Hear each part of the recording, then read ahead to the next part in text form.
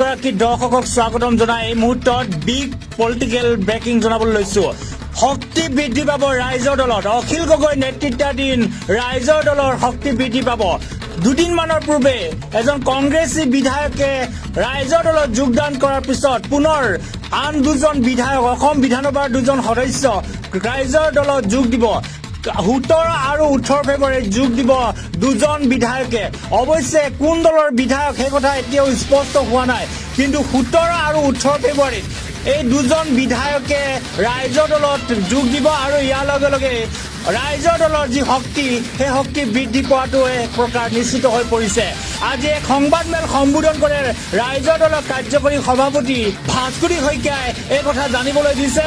তেওঁ জানিবলৈ দিয়া মতে 17 আৰু 18 ফেব্ৰুৱাৰীত অসম বিধানসভাৰ দুজন বিধায়কে ৰাইজৰ দলত যোগ দিব আৰু 4-5জন বিধায়কে যোগাযোগ চলাই থকা কথা জানিবলৈ দিছে সংবাদমেলত। আৰু এই মুহূৰ্তত আমি এই বিগ পলিটিকেল ব্ৰেকিংটো জনাবলৈ লৈছো। ৰাইজৰ দলৰ শক্তি বৃদ্ধি পাব। 17 আৰু 18 ফেব্ৰুৱাৰীত যোগ দিব দুজন বিধায়কে। অৱশ্যে কোন দলৰ বিধায়ক সেই কথা এতিয়াও স্পষ্ট হোৱা নাই আৰু পুনৰবাৰ 4-5জন বিধায়কে ৰাইজৰ দলত যোগ দিবৰ কাৰণে ইতিমধ্যে যোগাযোগ চলাই থকা কথা জানিবলৈ দিছে ৰাইজৰ দলৰ কাৰ্যকৰী সভাপতি ভাস্কৰী শইকীয়া। আজি এক সংবাদমেল সম্বোধন কৰি এই সমগ্ৰ কথা জানিবলৈ দিছে।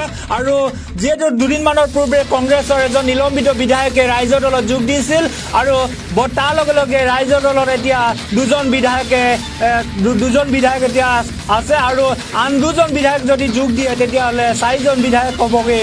অৰ্থাৎ ৰাইজৰ দলত শক্তি বৃদ্ধি পাব আৰু 4-5জন বিধায়ক এতিয়াও যোগাযোগ চলাই থকাৰ কথা ৰাইজৰ দলৰ কাৰ্যকৰী সভাপতি ভাস্কৰী শইকীয়াই সংবাদ মাধ্যমক জানিবলৈ দিছে। সংবাদমেলত কি কৈছিল আমি শুনাই ল'ব বিচাৰিছো।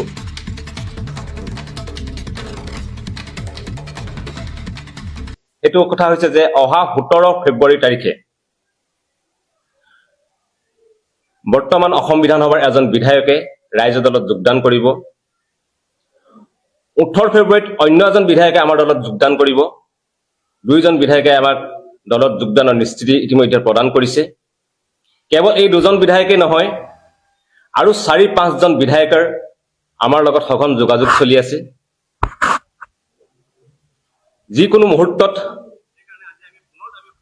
এইসকল বিধায়কৰ আমাৰ দলত যোগদান হ'ব পাৰে। কিন্তু 17 ফেব্ৰুৱাৰীত এজন বিধায়ক আৰু 18 ফেব্ৰুৱাৰীত অন্য এজন বিধায়কৰ যোগদান আমাৰ দলত ইতিমধ্যে আমি যোগদানৰ তাৰিখ ঘোষণা কৰি দিছো। 17 আৰু 18 ফেব্ৰুৱাৰীত দুজনকৈ বিধায়কে আমাৰ দলত যোগদান কৰিব। এয়া ভাবোঁ যে ৰাইজৰ দলৰ বাবে, ৰাইজৰ দলৰ আমাৰ কৰ্মীসকলৰ বাবে এক আশাব্যঞ্জক খবৰ।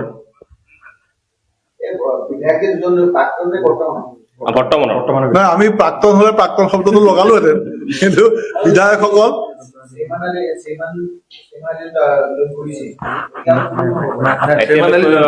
ফৰ্মেলি আমাৰ দলত কোনো বিধায়কে জইন কৰা নাই। 17 তাৰিখে এজন বিধায়কে আৰু 18 তাৰিখে আন এজন বিধায়কে যোগদান কৰিব। আমি তেতিয়াই নামবিলাক ঘোষণা কৰিম, আপোনালোক আহিব। হয়, তেখেত বেলেগ দলৰ বিধায়ক দুজনে 17 তাৰিখে এজনে, 18 তাৰিখে আন এজনে জইন কৰিব আৰু 4-5জন বিধায়ক আমাৰ লগত যোগদান কৰাৰ কাৰণে তেখেতসকলৰ আমাৰ লগত যোগাযোগ অব্যাহত আছে। হয়, এইটো কথা হৈছে যে অহা 17 ফেব্ৰুৱাৰী তাৰিখে বৰ্তমান অসম বিধানসভাৰ এজন বিধায়কে ৰাইজৰ দলত যোগদান কৰিব। 18 ফেব্ৰুৱাৰীত অন্য এজন বিধায়কে আমাৰ দলত যোগদান কৰিব। 2জন বিধায়কে আমাক দলত যোগদানৰ নিশ্চিতি ইতিমধ্যে প্ৰদান কৰিছে। কেৱল এই 2জন বিধায়কেই নহয়, আৰু 4-5জন বিধায়কৰ আমাৰ লগত সঘন যোগাযোগ চলি আছে। যিকোনো মুহূৰ্তত এইসকল বিধায়কৰ আমাৰ দলত যোগদান হ'ব পাৰে।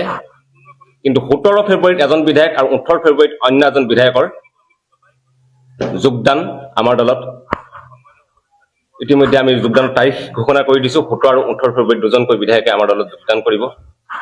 এয়া ভাবোঁ যে ৰাইজৰ দলৰ বাবে, ৰাইজৰ দলৰ আমাৰ কৰ্মীসকলৰ বাবে এক আশাব্যঞ্জক খবৰ।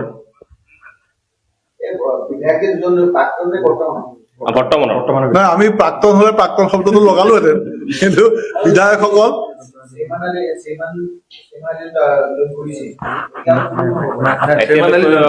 ফৰ্মেলি আমাৰ দলত কোনো বিধায়কে জইন কৰা নাই। 17 তাৰিখে এজন বিধায়কে আৰু 18 তাৰিখে আন এজন বিধায়কে যোগদান কৰিব। আমি তেতিয়াই নামবিলাক ঘোষণা কৰিম, আপোনালোক আহিব। হয় হয়, তেখেত বেলেগ দলৰ বিধায়ক দুজনে 17 তাৰিখে এজনে, 18 তাৰিখে আন এজনে জইন কৰিব আৰু 4-5জন বিধায়ক আমাৰ লগত যোগদান কৰাৰ কাৰণে তেখেতসকলৰ আমাৰ লগত যোগাযোগ যোগাযোগ অব্যাহত আছে। হয়।